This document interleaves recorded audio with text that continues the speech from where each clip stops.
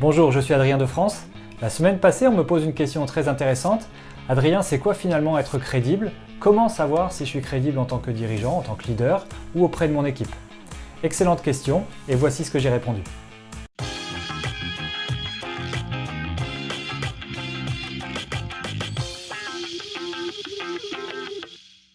La crédibilité est en effet un sujet très intéressant, et je suis sûr que vous savez aussi à quel point elle est un facteur important lorsque vous travaillez avec votre équipe, que vous échangez avec un prospect ou que vous avez affaire à un client.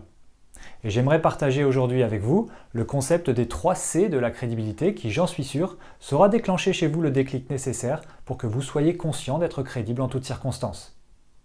Il s'agit d'un diagramme de Venn sur lequel je représente au centre, là où les 3 cercles se superposent, la crédibilité maximale.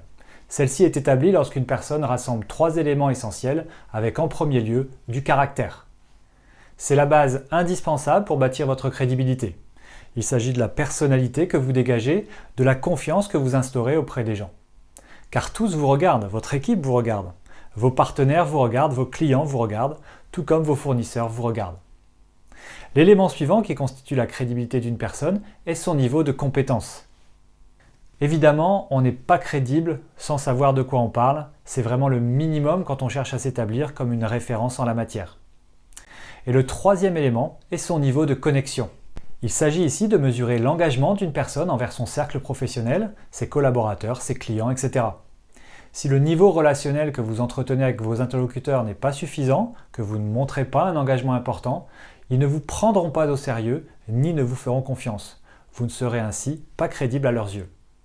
C'est donc lorsqu'une personne dispose d'une force de caractère, de hautes compétences et d'une forte connexion à son environnement que la crédibilité s'exprime le plus. Alors j'aimerais à présent que vous réfléchissiez plus en détail à ces 3 facteurs. Que se passe-t-il pour une personne qui a un niveau de caractère élevé mais pêche dans les 2 autres domaines? Qu'arrive-t-il à un dirigeant qui dispose de toutes les compétences nécessaires et même au-delà, mais ne montre aucune force de caractère et un très faible engagement relationnel?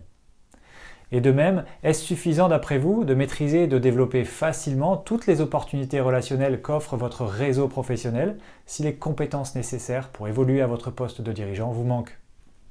Dans un premier temps, et sans parler de vous, je suis sûr que si vous pensez à vos collaborateurs quelques minutes et que vous essayez de les catégoriser selon ce diagramme, vous serez surpris et amusé de voir que cet outil peut vous aider à développer vos équipes en les faisant travailler sur un ou plusieurs des 3 facteurs spécifiquement.